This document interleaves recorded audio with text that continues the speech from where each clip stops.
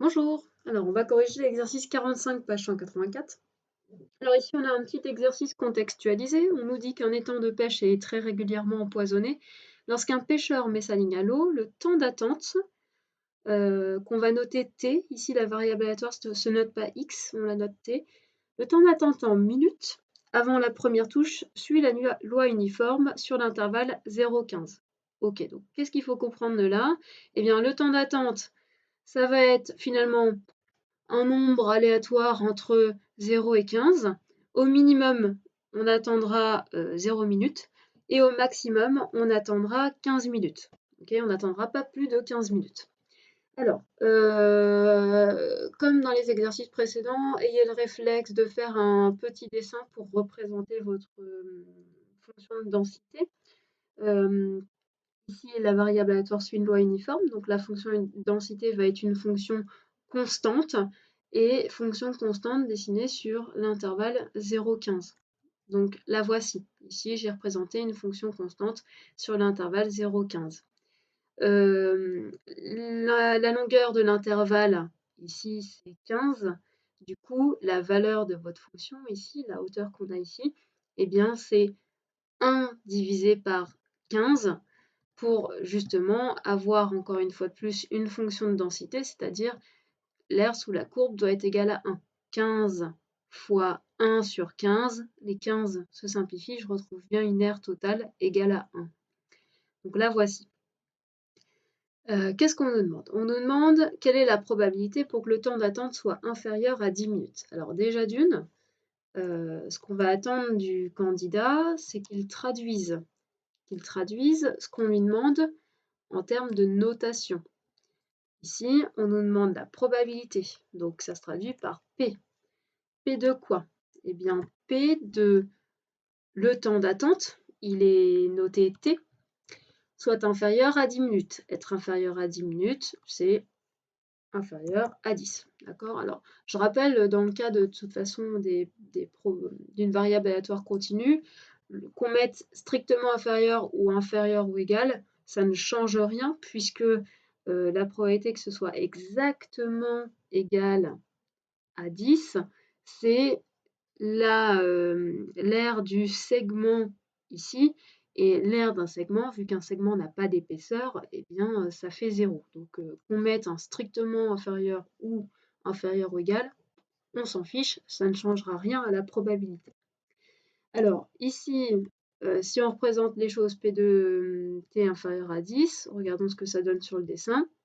Être inférieur à 10, c'est être à gauche, donc ça va être l'aire sous ma fonction de densité.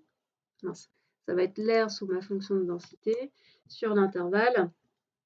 Alors, on commence à 0 et on a dit on s'arrête à 10.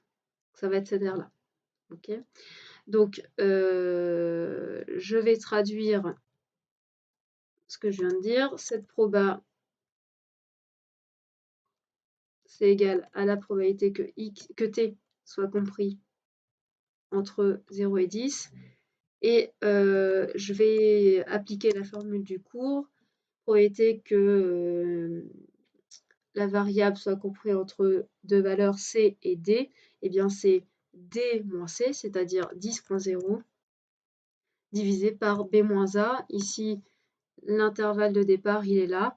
Donc, a, c'est 0, b, c'est 15. Donc, b moins a, 15 moins 0.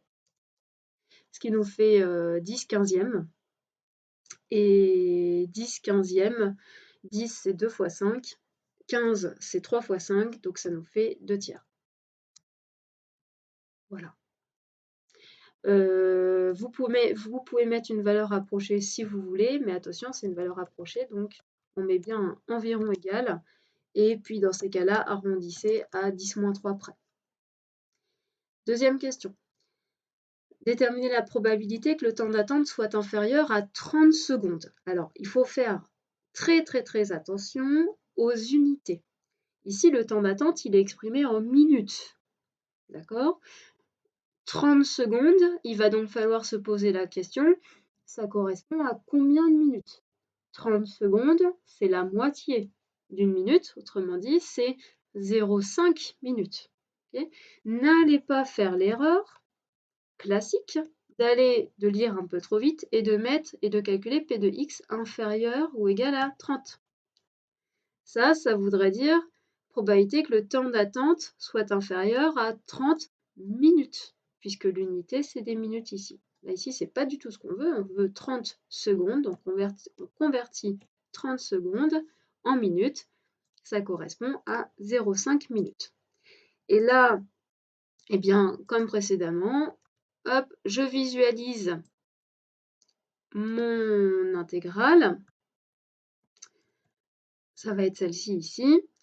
Donc cette proba, ça va être la probabilité finalement que le temps d'attente soit compris entre 0 et 0,5.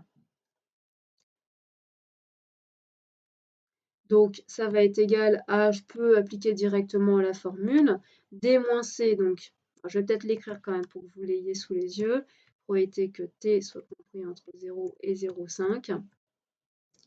Alors je vais quand même suivre la cohérence vu que j'ai mis un inférieur ou égal. Hop.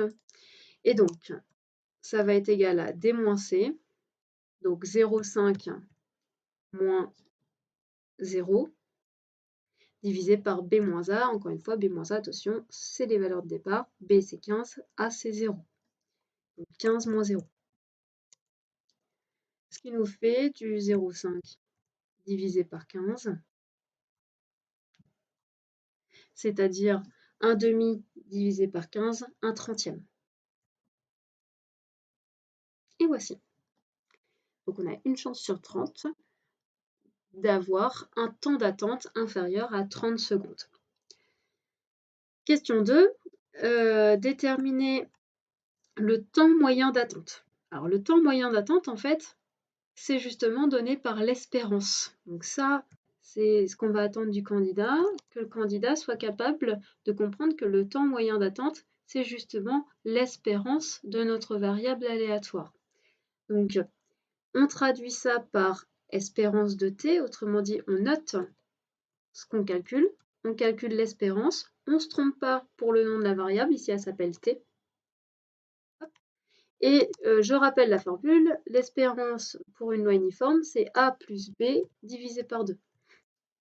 Avec A et B, encore une fois, c'est les valeurs de départ. A c'est 0 et B c'est 15. Donc ça fait 0 plus 15 divisé par 2. D'accord? Et ce qui fait 7,5. Ok? Donc j'en suis là, et là, je me pose la question, est-ce que j'ai terminé? J'ai donné l'espérance, je vais peut-être quand même conclure sur la question qui était posée. Quel est le temps moyen d'attente? Eh bien, le temps moyen d'attente, il est de 7,5, attention aux unités, minutes. Je conclus, le temps moyen d'attente est de 7,5 et de... Alors, d'ailleurs, 7,5 minutes, ça se dit pas. 0,5 minutes, c'est quoi? C'est 30 secondes. Donc, et de 7 minutes et 30 secondes. Et voilà.